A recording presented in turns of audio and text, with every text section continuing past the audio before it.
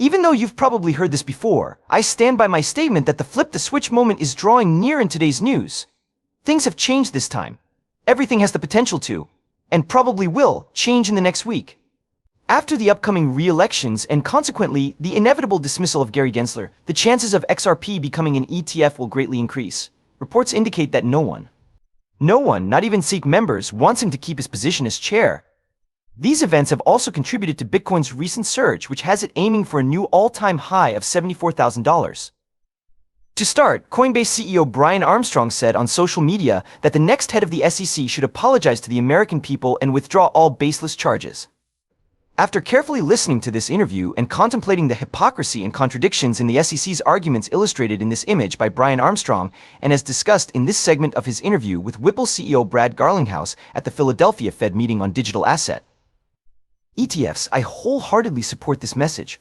Overlook a chance to poke fun at the SEC. Bear in mind that they were actually coerced into approving the ETF. You are being arbitrary and capricious in your implementation of the law, a court ordered them to finally say.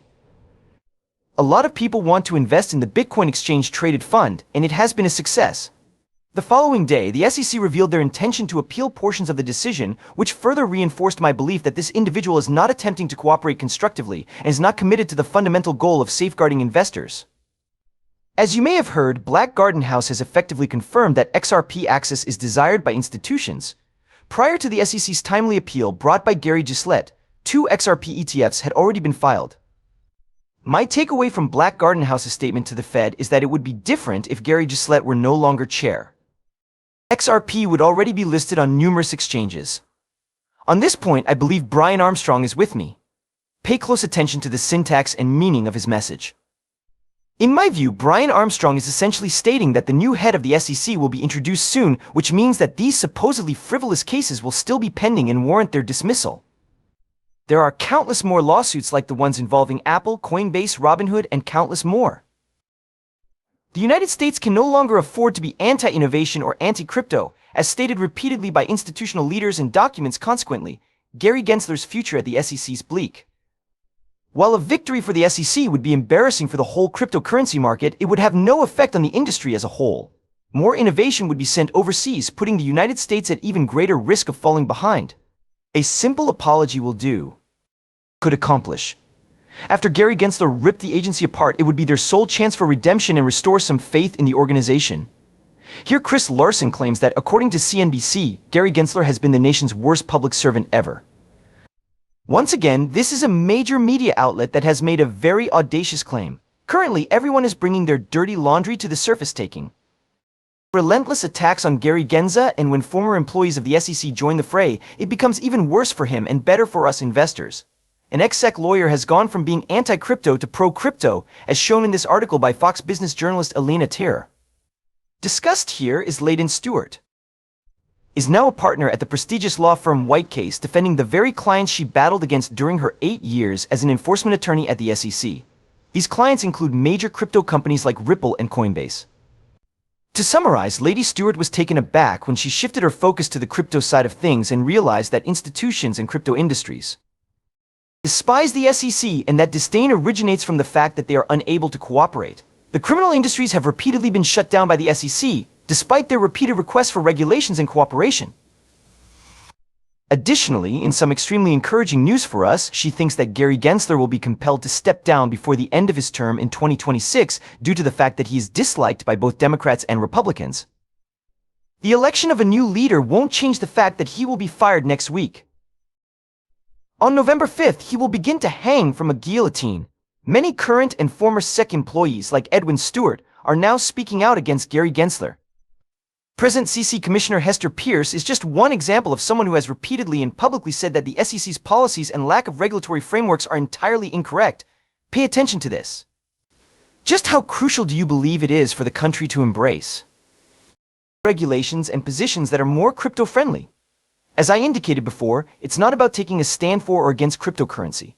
The gist of it is that as a regulator, it is my duty to ensure that markets are free to choose what they want and don't want. I have voiced my disapproval of the fact that we have adopted a stance that is firmly opposed to cryptocurrency in relation to our interpretation of rules. For us to do that is totally wrong, in my opinion. My opinion is that we should return to our neutral stance. What this means is that we do collaborate with clients to find out how to achieve their goals in a way that complies with our securities law objectives. Then we could accomplish that. Doing it would be a breeze for us. Certainly, it's not impossible, but it would necessitate some effort. This is the United States of America, and individuals should have the liberty to choose for themselves what they want to consume, but I believe it is the responsibility of regulators to consider new information and circumstances. Collaborate with stakeholders to determine how they fit into the existing framework and then let the public decide for themselves. So that's the kind of society I'm aiming to build with a less biased regulatory system. I am currently ensnared in my bags because of this. There is a ton of money to be made in this space right now, and I made a free-to-join Discord server because we are 1 week away from the start of a generational run, a major turning point. 440 of us are currently sharing what we've learned in an effort to reach financial independence as quickly as possible within this cycle. The re-elections are just around the corner, and that means it's only a week until Gary Gensler steps down as head coach. If you're interested in joining, you can find the link in the description below. Consider this a stopwatch. Not to mention that his accomplice, Elizabeth Warren, may soon be fired as well. If we want leaders who will encourage innovation and embrace technology rather than resist it and deceive the people, as John Deaton points out in this piece, we need a political revolution. Elizabeth Warren is the last thing America needs: younger faces, younger leaders for that, specifically in relation to the 2 interviews he mentions here. The cryptocurrency industry is something you also see in a very different light. An anti-crypto army, according to Senator Warren, will be necessary to control what she terms the threat posed by cryptocurrency. To safeguarding the nation's finances, consumers, environment, and safety, you think the federal government and her administration are being too harsh with their crypto regulations, so you've criticized them for it. How do you find the sweet spot? This further demonstrates how deceitful and ignorant Elizabeth is.